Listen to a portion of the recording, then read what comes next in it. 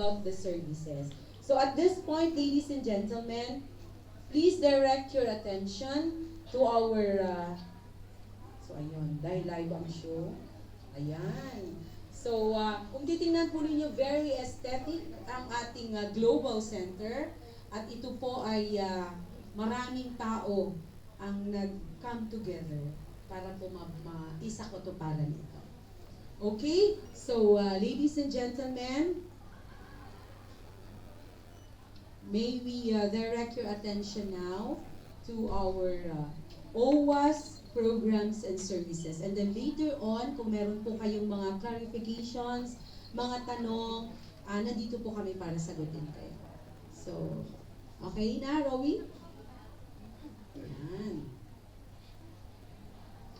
And also, for the information of everyone, hindi lang po ito ang pinakamalaking ating center. No? This year, ma-open po yung another wing na kung saan we can accommodate as many as 800 to 1,000. And this is all for you. Yes. And this training hall, meron po itong tatlong collapsible po ito. So, talagang state of the art. So, okay na, Rowie? Okay, please direct your attention, please. Is the lead government agency tasked to protect and promote the welfare and interests of the overseas Filipino workers and their families. Created in 1977 as the Welfare and Training Fund for Overseas Workers, it was originally designed to ensure fund availability for the welfare and training needs of OFWs. In 1987, the Welfare and Training Fund for Overseas Workers was renamed to Overseas Workers Welfare Administration. By virtue of Republic Act Number 11641, signed into law on December 30, 2021, Owwa is now placed under the newly created Department of Migrant Workers. The Owwa is a membership institution that offers various programs and services to its member OFWs. With 17 regional offices and more than 30 overseas posts, the Owwa is able to attain its twin mandate, which is to deliver welfare services and benefits to its member OFWs, and ensure the sustainability and viability of its funds.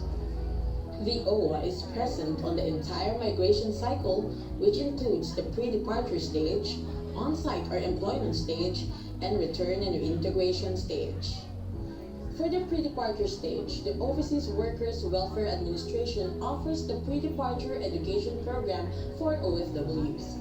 Consists of the Pre-Departure Orientation Seminar and the Culture Familiarization and Language Training for Domestic Workers. The Owwa contributes to the overall preparation of the OFW. The Pre-Departure Orientation Seminar, or PDOS, is managed by the Overseas Workers Welfare Administration and implemented by the accredited PDOS providers. The Culture Familiarization and Language Training teaches would-be domestic workers the language and culture of their destination country to equip them with basic knowledge and practical tips on how to adjust and adapt to their work and life abroad. Upon payment of the Owwa membership contribution of $25, an OFW is entitled to the following within the 2-year validity of his or her membership with Owwa: social benefit programs, which include disability and dismemberment benefit for those who sustained accident or injury while working abroad; death and burial benefit for those who died either due to natural causes or accident; the Education and Livelihood Assistance Program, a rider program to the death and burial benefit wherein qualified dependents of the deceased OFWs may receive livelihood and educational assistance. The Medical Assistance Program, or MedPlus, is a medical assistance program in partnership with the Philippine Health Insurance Corporation, or PhilHealth, for OFWs with active Owwa membership and updated PhilHealth contribution. The Overseas Workers Welfare Administration also offers education and training program for its member OFW and their dependents. First on the list is the Education for Development Scholarship Program, or the EDSP, wherein a dependent of an active Owwa member OFW may receive a 60,000 pesos per school year educational assistance for the duration of his or her collegiate course. provided that he or she passed the competitive examination administered by the Department of Science and Technology. Another scholarship program for OFW dependents is the OFW Dependent Scholarship Program, or the ODSP. Under this program, a qualified dependent of an active Owwa member OFW with a salary of not more than $600 will receive a $20,000 per school year educational assistance for the duration of his or her collegiate course. The Skills for Employment Scholarship Program provides training assistance of up to 14,500 pesos for a TESTA-accredited technical vocational course, while the Seafarers Upgrading Program provides up to 7,500 peso training assistance for Owwa member seafarers. The Information Technology Training Program is regularly conducted by Owwa Regional and Overseas Post that offers basic computer course to OFWs and their dependents. For on-site welfare assistance, Owwa's Welfare Officer Abroad conducts hospital and jail visitation, relief assistant operations, and counseling on top of the welfare cases they conduct. The repatriation program of the Overseas Workers Welfare Administration includes airport assistance for distressed OFWs, assistance for repatriation due to medical reasons, as well as repatriation of human remains.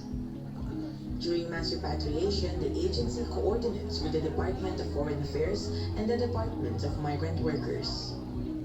For the final stage of the migration cycle, Owwa offers reintegration program for OFWs. The Owwa implements individual and group livelihood assistance programs such as the Balik Pinas, Balik Hanap Buhay, and the Tulong Pangkabuhayan para sa pag-unlad ng samahang OFWs or Tulong Puso. A loan program for OFW is also available under the Enterprise Development and Loan Program in partnership with the Land Bank of the Philippines. Regularly, the agency conducts financial literacy advocacy campaigns to OFWs and their families to encourage them to use wisely their hard-earned remittances. With the ever-changing needs of our OFWs over time, Owwa responds with appropriate and timely policies and programs to benefit our OFW members. One of the new additions to the roster of programs and services is the OFW Children's Circle, with the goal of empowering the children of OFWs whose parents are away due to labor migration. Another addition is the parokya ng Owwa sa barangay at pamilyang OFW. This program aims to widen the reach for information dissemination of Owwa's programs and services down to the barangay level and address the concerns and inquiries of OFWs and their families through information campaign. With a holistic approach, Owwa also implements the mental health care program for OFWs and their families by providing access to mental health education, assessment, management, and prevention such as the Kumusta Ka Bayan Helpline 1348. The Kumusta Ka Bayan Helpline provides access to mental health manned by 24/7 care officers dedicated and trained to handle requests for mental health services.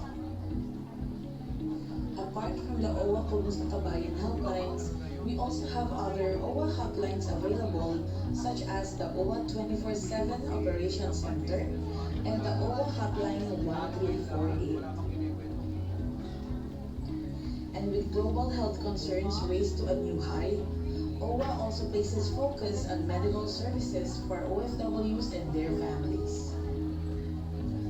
One of the services offered is the Kabayan Telemed Helpline for medical consultations via Viber or WhatsApp. And the OFW Hospital built to provide quality medical care to Filipino migrant workers and their dependents. With the expanding scope of labor migration in the recent years, there is yet a lot of areas to cover and addressed by policies and programs concerning our OFWs in the years to come. And with the new changes in the frontline of the Philippine labor migration sector, Owwa is proud to work with the Department of Migrant Workers in ensuring the delivery of programs and services. True to its function of protecting and promoting the welfare and interests of OFWs and their families, the Overseas Workers Welfare Administration plays a very important role in the life of our dear OFWs. For more information of OWA's programs and services, visit owwa.gov.ph. Thank you and mabuhay. So that's it, ladies and gentlemen, the OWA's programs and services. So later on,